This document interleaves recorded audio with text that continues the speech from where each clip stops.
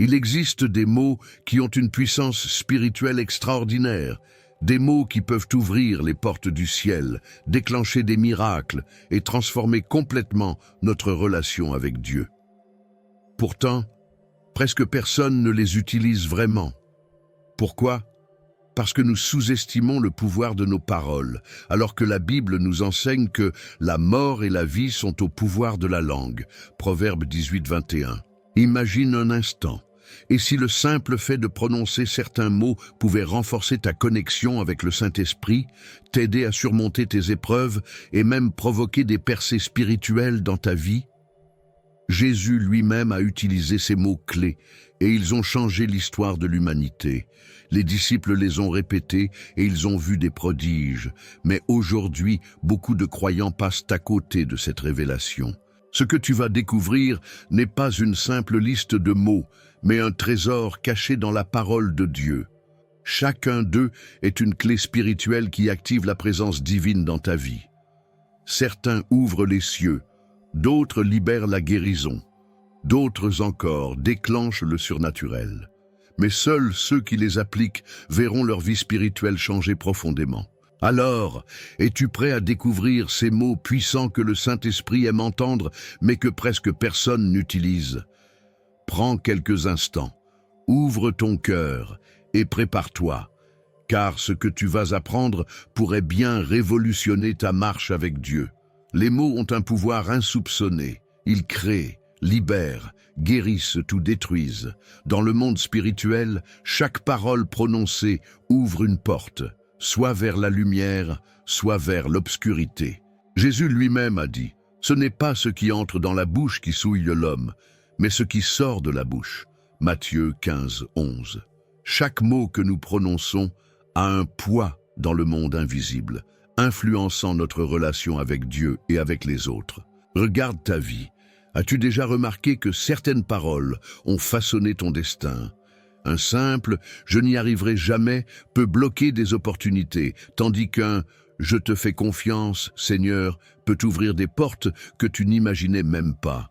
Nos mots construisent la foi ou la détruisent. C'est pourquoi la Bible nous enseigne à parler avec sagesse et à aligner nos paroles avec la volonté divine. Dans le combat spirituel, nos mots sont des armes. Lorsque nous disons « Aide-moi, Seigneur », nous invitons Dieu à agir directement dans notre situation. C'est un cri d'humilité, un aveu que nous ne pouvons pas tout gérer seuls, et Dieu répond toujours à l'appel sincère de ceux qui le cherchent. Souviens-toi du roi David, qui dans les moments de détresse criait à Dieu et trouvait toujours une délivrance. Le mot « merci » est bien plus qu'une simple politesse. Il est une clé qui ouvre les portes des bénédictions. Lorsque Jésus a multiplié les pains et les poissons, il a commencé par rendre grâce. Jean 6, 11. La reconnaissance active la faveur divine. Remercier Dieu, même avant de voir le miracle, c'est une déclaration de foi qui déplace les montagnes. Parfois, nous portons en nous des blessures invisibles. Le mot « guéris-moi », prononcé avec foi, peut enclencher un processus surnaturel. Jésus a guéri des aveugles, des lépreux et même relevé les morts, mais il demandait souvent « Crois-tu que je puisse faire cela ?» Matthieu 9, 28. La guérison commence lorsque nous croyons en la puissance de Dieu et déclarons avec conviction que nous recevons sa restauration. Combien de fois avons-nous essayé de contrôler nos vies sans succès? Pourtant, le mot « guide-moi » est une invitation à l'Esprit Saint à nous montrer le chemin. Dans Proverbe 3, 5, 6, il est écrit « Confie-toi en l'Éternel de tout ton cœur, et ne t'appuie pas sur ta sagesse. Reconnais-le dans toutes tes voies, et il aplanira tes sentiers. » Lorsque nous nous laissons guider, nous évitons bien des pièges.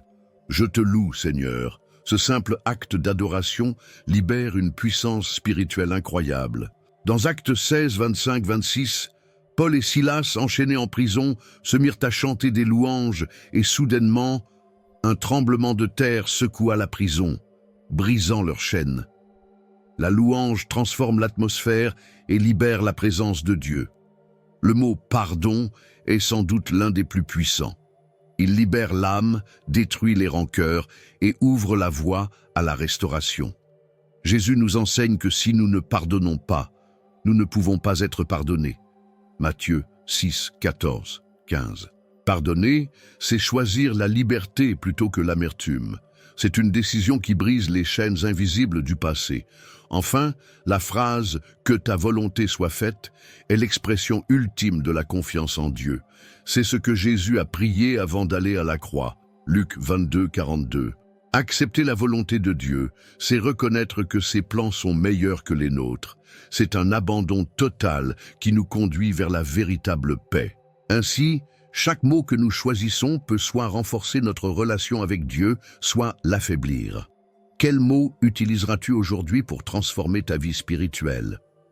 Vous êtes-vous déjà senti perdu, déconnecté de qui vous êtes vraiment, sans savoir quel est le plan de Dieu pour votre vie? La vérité, c'est que vous n'êtes pas ici par hasard. Dieu a un but pour vous, et je veux vous aider à le découvrir. C'est pourquoi j'ai créé 3 e-books qui transformeront votre parcours avec Dieu. Cliquez sur le lien dans le commentaire épinglé et commencez votre transformation dès maintenant. La gratitude est une force spirituelle sous-estimée. Dire merci à Dieu, c'est reconnaître qu'il est la source de tout bien. Trop souvent, nous focalisons sur ce qui nous manque, oubliant d'apprécier ce que nous avons déjà. Pourtant, la reconnaissance attire les bénédictions, alors que la plainte nous enferme dans la stagnation. En toute chose, rendez grâce. 1 Thessaloniciens 5, 18. Cela signifie que même dans l'épreuve, nous devons garder un cœur reconnaissant. Lorsque Jésus a nourri 5000 personnes avec quelques pains et poissons, il a d'abord remercié Dieu avant même de voir le miracle. Jean 6, 11. Pourquoi? Parce que la gratitude précède la multiplication. Lorsque nous disons « merci » pour ce que nous avons, nous ouvrons la porte à ce que nous attendons encore. Une personne reconnaissante est toujours prête à recevoir plus. Pense-y. Combien de fois as-tu prié pour quelque chose et, une fois reçu, tu es passé à autre chose sans même remercier Dieu sincèrement? Nous sommes parfois comme les 9 lépreux guéris par Jésus qui ne sont pas revenus pour dire « merci ». Luc 17, 11, 19. Seul un étranger a compris l'importance de revenir et Jésus lui a dit « ta foi t'a sauvé ». La gratitude va au-delà du miracle. Elle nous connecte à celui qui l'a accompli. Regarde autour de toi. Il y a toujours quelque chose pour laquelle être reconnaissant. Le souffle de vie, une opportunité, une prière exaucée, même les défis qui nous font grandir. Lorsque nous choisissons la gratitude, nous réorientons notre cœur vers Dieu. Nous affirmons « Seigneur, je te fais confiance même si je ne vois pas tout le tableau ». Dire merci à Dieu, c'est aussi reconnaître que ce que nous avons n'est pas dû à nos seuls efforts, mais à sa grâce. L'humilité attire la faveur divine. L'orgueil, lui, éloigne la main de Dieu. Le peuple d'Israël a erré 40 ans dans le désert parce qu'il ne savait pas dire merci et ne cessait de se plaindre. La plainte bloque l'accès aux promesses, mais la gratitude accélère notre marche vers la bénédiction. Un autre secret spirituel de la gratitude, c'est qu'elle neutralise l'ennemi. Lorsque nous louons Dieu, au lieu de nous plaindre, nous annulons les stratégies du diable. Paul et Silas, emprisonnés, ont chanté des louanges et ont vu les chaînes tomber. Actes 16, 25, 26. La reconnaissance libère la puissance de Dieu. Et si nous commencions chaque journée en disant simplement « Merci Seigneur pour ce jour, pour ma vie, pour ton amour », imagine la transformation qui s'opérerait dans ton cœur. La gratitude nous élève au-dessus des circonstances et nous rapproche du cœur de Dieu. Celui qui offre pour sacrifice des actions de grâce me glorifie. Psaume 50, 23. Mais la gratitude ne doit pas se limiter à Dieu. Remercier les autres est aussi une marque d'amour et d'humilité. Nous sommes appelés à encourager, à valoriser ceux qui nous entourent. Un simple merci peut restaurer une relation, guérir un cœur blessé et refléter l'amour du Christ. Alors, aujourd'hui, prends un moment. Fais une pause, respire, dis merci. Pour tout. Pour ce que tu vois et pour ce que tu ne vois pas encore. Dis-le avec foi et regarde Dieu ouvrir des portes que tu ne pouvais pas imaginer. Et toi, as-tu déjà vu des miracles se produire après avoir dit merci à Dieu? Le pardon est une arme spirituelle qui brise les chaînes invisibles. C'est un choix, pas une émotion. Trop souvent, nous gardons en nous des blessures, croyant que la rancune nous protège. Mais en réalité, elle nous enferme. Jésus nous enseigne une vérité radicale. Si vous ne pardonnez pas aux hommes, votre Père ne vous pardonnera pas non plus. Matthieu 6, 15. Le pardon est une clé. Il ouvre la porte à la grâce de Dieu dans nos vies. Imagine quelqu'un portant un sac rempli de pierres. Chaque pierre représente une offense non pardonnée. Plus le sac est lourd, plus il ralentit sa marche. C'est exactement ce qui se passe quand nous refusons de pardonner. Nous nous alourdissons spirituellement, nous perdons notre paix et nous bloquons la bénédiction de Dieu. Mais lorsque nous lâchons prise, nous nous allégeons et avançons librement. Jésus est le modèle ultime du pardon. Sur la croix, alors qu'il était humilié et souffrant, il a dit « Père, pardonne-leur, car ils ne savent pas ce qu'ils font. » Luc 23, 34. Si Jésus a pu pardonner à ceux qui l'ont crucifié, qui sommes-nous pour refuser de pardonner à ceux qui nous ont blessés? Certains pensent « Mais cette personne ne mérite pas mon pardon. » C'est vrai. Mais pardonner, ce n'est pas excuser. Ce n'est pas dire que ce qu'on a subi est juste. C'est refuser de rester attaché à la douleur. Pardonner, c'est s'offrir un cadeau à soi-même. C'est choisir d'être libre. C'est dire « Seigneur, je te fais confiance. Je remets cette blessure entre tes mains. » Pardonner, c'est aussi un acte de foi. « Aide-moi, Seigneur, à pardonner » est une prière que Dieu honore. Il sait que nous sommes faibles, mais il nous donne la force nécessaire. Le pardon ne change peut-être pas le passé, mais il transforme l'avenir. Il ouvre un chemin de restauration dans notre cœur et parfois même dans nos relations. Regarde Joseph dans la Bible. Ses frères l'ont vendu comme esclave. Il a été accusé injustement et jeté en prison. Pourtant, lorsqu'il est devenu gouverneur d'Égypte et qu'il a revu ses frères, il n'a pas cherché à se venger. Il leur a dit « Vous aviez projeté de me faire du mal, mais Dieu l'a changé en bien. » Genèse 50, 20. Le pardon lui a permis d'être élevé et d'accomplir son destin. Un cœur rempli de rancune ne peut pas recevoir les bénédictions de Dieu. Imagine vouloir remplir une coupe déjà pleine d'amertume, impossible d'y verser du vin nouveau. Jésus nous invite à vider cette coupe pour que son amour puisse la remplir. Quand nous pardonnons, nous créons un espace pour que Dieu agisse en nous. Pardonner, c'est aussi se pardonner soi-même. Parfois, nous nous punissons pour nos erreurs passées, refusant la grâce de Dieu. Mais si Dieu nous pardonne, qui sommes-nous pour ne pas nous pardonner nous-mêmes? Il n'y a donc maintenant aucune condamnation pour ceux qui sont en Jésus-Christ. Romains 8, 1. Accepte son pardon et avance. Et si tu attends que l'autre vienne s'excuser, sache que cela n'arrivera peut-être jamais. Le pardon ne dépend pas de l'autre, mais de toi. C'est un choix personnel, une libération intérieure.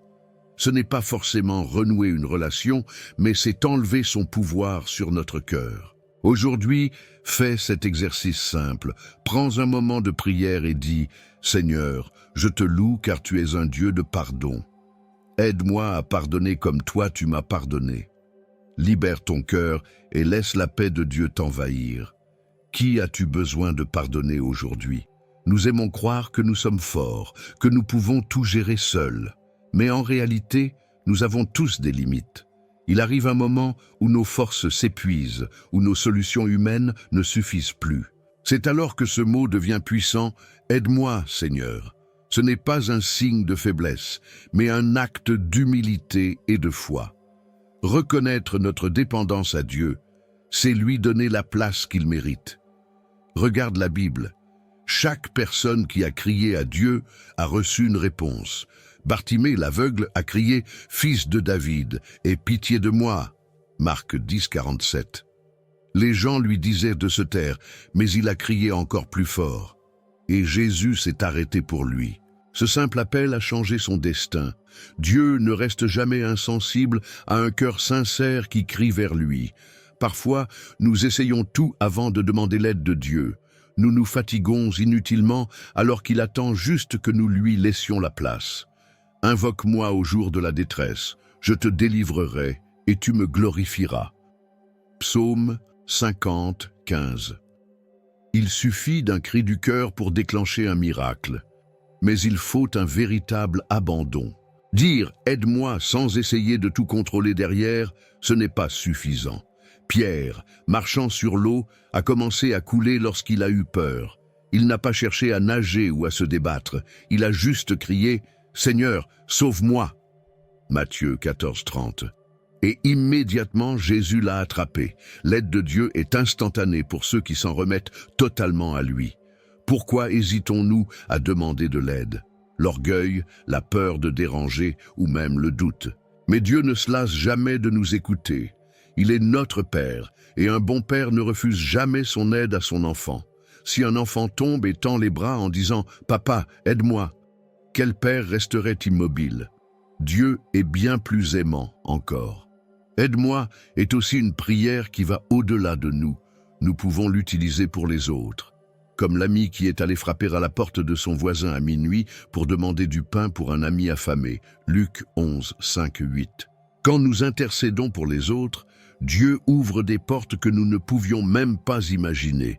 L'Esprit Saint est le consolateur, le paraklétos, celui qui vient à nos côtés pour nous aider. Nous ne sommes jamais seuls. Même si nous ne savons pas comment prier, l'Esprit intercède en nous avec des soupirs inexprimables. Romains 8, 26. Il suffit juste de dire « aide-moi » et de laisser Dieu agir. Aujourd'hui, ose prononcer ces mots. « Seigneur, je te fais confiance. Aide-moi dans cette situation que je ne peux plus gérer. » Peu importe le problème, il a déjà la solution. Et toi, dans quel domaine as-tu besoin de dire « aide-moi » à Dieu aujourd'hui? Faire confiance à Dieu, c'est avancer même quand on ne voit pas le chemin. C'est croire que même dans l'incompréhension, son plan est parfait. Pourtant, soyons honnêtes, il est parfois difficile de lâcher prise. Nous voulons comprendre, contrôler, anticiper. Mais la foi, c'est choisir de croire sans voir. Car nous marchons par la foi et non par la vue. 2 Corinthiens 5, 7. Regarde Abraham, Dieu lui a demandé de quitter son pays, sans lui dire exactement où il allait. Il aurait pu demander un plan détaillé, une assurance de réussite. Mais il a obéi, et sa confiance l'a conduit vers la promesse. Abraham crut en l'Éternel, qui le lui imputa à justice. Genèse 15, 6. Dieu honore toujours ceux qui lui font confiance. Parfois, nous prions, mais doutons en secret. Nous disons « Seigneur, guide-moi », mais nous voulons voir l'itinéraire avant d'avancer. Pourtant, Dieu éclaire notre chemin pas à pas. Ta parole est une lampe à mes pieds et une lumière sur mon sentier. Psaume 119, 105. Il ne nous montre pas toujours toute la route, mais il nous donne toujours assez de lumière pour le prochain pas. Faire confiance, c'est aussi refuser de s'inquiéter. L'anxiété est une forme de méfiance envers Dieu. Si nous croyons qu'il est souverain, pourquoi nous tourmenter? Jésus nous le rappelle, ne vous inquiétez de rien. Votre Père céleste sait de quoi vous avez besoin. Matthieu 6, 25, 32. Faire confiance, c'est déposer nos fardeaux et avancer en paix. Les épreuves viennent tester notre foi. Joseph, vendu par ses frères, emprisonné injustement, aurait pu douter du plan de Dieu. Mais au lieu de cela, il a gardé confiance. Des années plus tard, il a compris que chaque douleur faisait partie du puzzle divin. Vous aviez projeté de me faire du mal, mais Dieu l'a changé en bien. Genèse 50, 20. Disons-le clairement, la confiance en Dieu, ce n'est pas un sentiment, c'est une décision. Job, dans la souffrance, a déclaré « Même s'il me tue, je continuerai à espérer en lui ». Job 13, 15. C'est ce genre de foi qui ouvre la porte au miracle. Dieu n'abandonne jamais ceux qui s'accrochent à lui. Quand nous disons « Je te fais confiance », nous remettons nos combats entre ses mains. Nous reconnaissons qu'il est plus grand que nos problèmes. Souviens-toi de David face à Goliath. Il n'a pas mis sa confiance dans son expérience de berger, mais en Dieu. L'Éternel qui m'a délivré de la griffe du lion et de l'ours me délivrera aussi de ce Philistin. 1 Samuel 17, 37. Et Dieu l'a fait. Alors, aujourd'hui, quelle situation dois-tu remettre à Dieu? Prends un moment et dis avec foi, « Seigneur, guide-moi, je te fais confiance, même quand je ne comprends pas. » Regarde comment il agira. As-tu déjà vécu un moment où Dieu a honoré ta confiance en lui? Nous avons tous, à un moment donné, cherché des réponses, hésité devant une décision ou ressenti cette peur de faire le mauvais choix.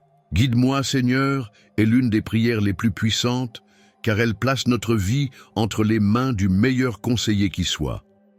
Dieu ne nous laisse jamais avancer seul, mais il attend que nous lui demandions de nous guider. Regarde Salomon. Quand il est devenu roi, il n'a pas demandé la richesse ni la victoire sur ses ennemis. Il a demandé la sagesse pour être bien guidé. Et Dieu a honoré sa demande. 1 Roi 3, 9, 12. Demander la direction de Dieu est la clé d'une vie alignée sur sa volonté. Trop souvent, nous prenons des décisions basées sur nos émotions, nos peurs ou nos désirs immédiats. Mais Dieu voit plus loin que nous. Il connaît les pièges cachés et les bénédictions qui nous attendent. Confie-toi en l'Éternel de tout ton cœur et ne t'appuie pas sur ta sagesse. Reconnais-le dans toutes tes voies et il aplanira tes sentiers. Proverbes 3, 5, 6. Laisse-le prendre le volant et il t'évitera bien des détours. Regarde Moïse et le peuple d'Israël. Dieu les a guidés avec une colonne de nuée le jour et une colonne de feu la nuit. Quand ils devaient avancer, la nuée avançait. Quand ils devaient s'arrêter, elle restait immobile. Exode 13, 21, 22. Dieu veut nous diriger de la même façon aujourd'hui, mais sommes-nous prêts à le suivre, même si le chemin ne semble pas logique? Parfois, demander la direction de Dieu signifie accepter d'attendre. Nous voulons des réponses immédiates, mais Dieu travaille selon son calendrier. Abraham a attendu des années avant de voir l'accomplissement de la promesse, mais au bon moment, Dieu a agi. Attendre n'est pas un signe d'abandon, c'est un test de confiance. Comment Dieu nous guide-t-il? Par sa parole, par l'Esprit Saint, par la paix intérieure, par des conseils de personnes sages et parfois par des circonstances. Un choix t'apporte-t-il la paix ou de l'angoisse? Dieu n'est pas un Dieu de confusion, mais de clarté. Écoute sa voix. Disons-le franchement. Nous n'avons pas toujours envie de suivre la direction de Dieu. Parfois, son chemin est inconfortable, demande de renoncer à nos plans. Jonas a voulu fuir, pensant échapper à la volonté divine. Mais au final, il a compris que suivre Dieu est toujours la meilleure option. Demander à Dieu de nous guider, c'est aussi être prêt à obéir. Il ne nous donne pas des instructions juste pour que nous les écoutions, mais pour que nous les mettions en pratique. Ne vous bornez pas à écouter la parole, mettez-la en pratique. Jacques 1, 22. Quand nous obéissons, nous voyons sa main agir. Aujourd'hui, quelle est la décision que tu dois soumettre à Dieu? Prends un moment et dis-lui, « Seigneur, guide-moi, que ta volonté soit faite et non la mienne. » Ensuite, écoute attentivement. Dieu parle toujours, mais sommes-nous prêts à l'écouter? Dans quel domaine de ta vie as-tu besoin de la direction de Dieu en ce moment? La louange n'est pas seulement une chanson ou un moment du culte, c'est une arme, une clé spirituelle qui ouvre les portes du ciel. Louer Dieu, c'est proclamer sa grandeur même quand tout semble s'écrouler. C'est dire « Seigneur, je te loue » avant même de voir le miracle. Et cela change tout. Regarde Paul et Silas. Emprisonnés, enchaînés, battus, ils auraient pu se plaindre. Mais au lieu de cela, ils ont choisi de chanter des louanges. Résultat, un tremblement de terre a brisé leurs chaînes et les portes de la prison se sont ouvertes. Actes 16, 25, 26. La louange libère la puissance de Dieu. Pourquoi? Parce que la louange change notre perspective. Au lieu de regarder nos problèmes, nous regardons celui qui est plus grand qu'eux. Quand nous louons, nous passons du stress à la paix, de la peur à la confiance, du doute à la foi. Je bénirai l'Éternel en tout temps. Sa louange sera toujours dans ma bouche. Psaume 34, 1. Il y a des batailles que nous ne pouvons pas gagner par nos propres forces, mais que nous remportons dans l'adoration. Souviens-toi de Josaphat. Son armée était trop faible pour affronter ses ennemis. Alors, Il a fait quelque chose d'illogique. Il a mis des chanteurs en première ligne de la bataille. Et alors qu'il chantait et louait Dieu, l'ennemi s'est confondu et s'est détruit lui-même. 2 Chroniques 20, 21, 22. La louange provoque des victoires surnaturelles. Pourquoi attendons-nous de voir un miracle pour louer Dieu? Louons-le d'avance. Parce qu'il est fidèle. Il est écrit « Réjouissez-vous toujours dans le Seigneur », je le répète, réjouissez-vous. Philippiens 4, 4. La louange n'est pas une réaction, c'est une décision. Et si nous commencions chaque journée par un « Je te loue, Seigneur », même si tout ne va pas bien, même si nous avons des questions sans réponse, parce que la louange attire la présence de Dieu. Dieu siège au milieu des louanges de son peuple. Psaume 22, 3. L'ennemi déteste la louange. Il veut nous voir murmurer, nous plaindre, perdre confiance. Mais quand nous louons, nous lui rappelons que notre Dieu règne et que nous avons déjà la victoire. Aujourd'hui, ose dire « Je te loue, Seigneur, quelle que soit ta situation ». La louange précède la délivrance. Tu verras la différence. Quel miracle veux-tu précéder par la louange aujourd'hui? Nous avons tous vécu des blessures, physiques, émotionnelles, spirituelles. Mais Dieu est un Dieu qui guérit. Quand nous disons « Guéris-moi, Seigneur », nous nous connectons à son pouvoir de restauration. Il ne veut pas seulement nous soulager, il veut nous restaurer complètement. Regarde l'histoire de la femme à la perte de sang. Elle a souffert 12 ans, dépensé tout son argent, consulté tous les médecins, sans résultat. Mais un jour, elle a eu une pensée radicale. « Si je touche seulement le bord de son vêtement, je serai guérie. » Elle a agi avec foi, et Jésus a senti une puissance sortir de lui. Marc 5, 25, 34. La foi attire la guérison. Mais la guérison ne concerne pas que le corps. Les cœurs brisés, les âmes fatiguées ont aussi besoin d'être restaurées. Jésus a dit « L'Esprit du Seigneur est sur moi.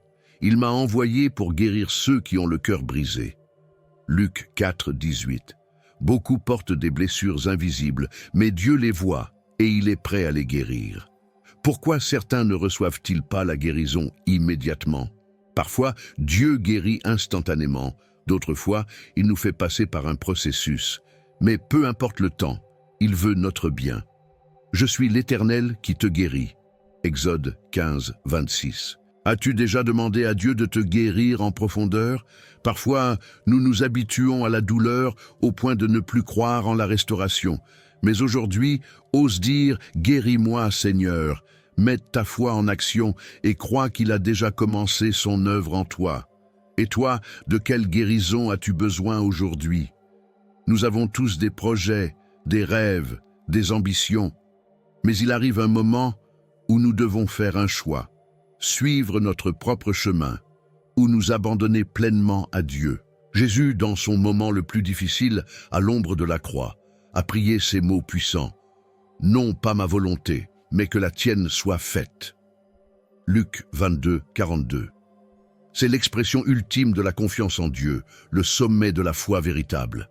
Dire « que ta volonté soit faite », ce n'est pas de la résignation, c'est un acte de foi profond. C'est reconnaître que Dieu voit plus loin que nous, qu'il connaît le futur et qu'il a prévu pour nous ce qu'il y a de meilleur.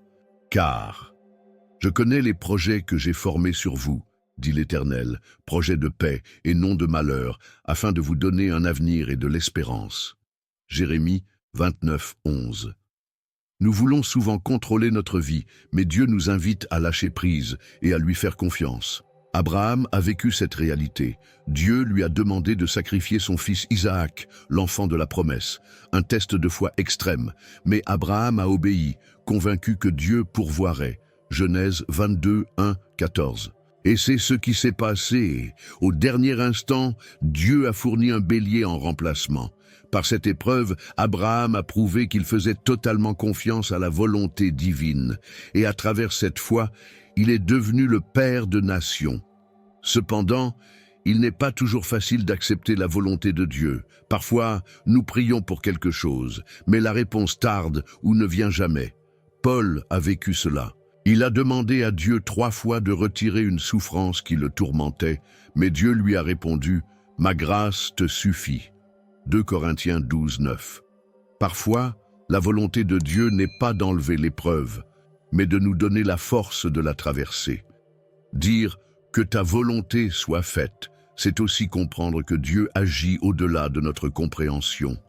Nous voulons des réponses immédiates, des miracles instantanés, mais Dieu travaille souvent en silence, dans l'invisible. C'est dans l'attente que notre foi est purifiée.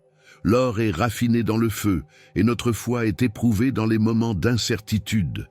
Et si nous choisissions aujourd'hui de nous abandonner totalement à Dieu, cela ne signifie pas que nous ne devons plus avoir de projets, mais que nous devons les soumettre à sa sagesse. Comme Jésus l'a enseigné, cherchez d'abord le royaume et la justice de Dieu, et toutes ces choses vous seront données en plus. Matthieu 6, 33. Lorsqu'il est au centre, tout trouve sa place. Dans cette vie, nous aurons toujours des choix à faire, des directions à prendre, des défis à relever. Mais si nous remettons tout entre les mains de Dieu, nous pouvons avancer en paix, car son chemin est toujours le meilleur, même si nous ne le comprenons pas immédiatement. Alors aujourd'hui, faisons cette prière avec sincérité. Seigneur, je te fais confiance. Que ta volonté soit faite dans ma vie. C'est dans cette soumission totale que nous trouvons la véritable liberté. Nous avons vu ensemble que nos paroles ont un impact puissant dans le monde spirituel. Les mots que nous choisissons ne sont pas anodins. Ils peuvent attirer la présence de Dieu, ouvrir les portes des bénédictions et même déclencher des miracles. Mais maintenant, il ne s'agit plus seulement de savoir, il faut appliquer. As-tu déjà utilisé ces mots dans ta vie de prière? As-tu déjà remercié Dieu avant même de voir la réponse? As-tu osé dire « Seigneur, je te loue même au milieu de l'épreuve » ou « Que ta volonté soit faite » quand tout semblait incertain? Dieu attend simplement que tu mettes ces principes en action. Essaie aujourd'hui, prends un moment pour dire « Merci », pour pardonner, pour demander à Dieu de te guider. Observe ce qui se passe. Tu seras surpris de voir comment ces mots peuvent transformer ton quotidien. Et toi, quels mots vas-tu commencer à utiliser plus souvent? Partage en commentaire celui qui résonne le plus avec toi et pourquoi. Ton témoignage pourrait encourager quelqu'un d'autre à se rapprocher de Dieu. Si ce message t'a béni, n'oublie pas de t'abonner, d'activer les notifications et de partager cette révélation avec d'autres. Ensemble, apprenons à parler comme Jésus nous l'a enseigné et laissons le Saint-Esprit transformer nos vies. Que Dieu te bénisse et rappelle-toi, chaque mot que tu prononces peut être une semence de foi qui portera du fruit. Tu viens de découvrir la puissance des mots qui touchent le cœur de Dieu. Mais savais-tu que Dieu parle aussi à travers les rêves? Oui, chaque nuit, il peut envoyer des messages, des avertissements ou des révélations pour guider notre vie. Dans la Bible, Joseph, Daniel et même le roi Salomon ont reçu des instructions divines en rêve. Aujourd'hui encore, le Saint-Esprit utilise les songes pour nous parler, mais trop souvent, nous passons à côté de ces signes. As-tu déjà rêvé d'un ange? Entendu une voix mystérieuse dans ton sommeil, vu un chiffre récurrent, un arc-en-ciel ou même un animal symbolique? Ce ne sont peut-être pas de simples rêves, mais des messages de Dieu. Dans ma prochaine vidéo, je vais te révéler les 7 types de rêves prophétiques à travers lesquels Dieu essaie de communiquer avec toi. Certains sont des avertissements, d'autres des confirmations, d'autres encore un appel à l'action.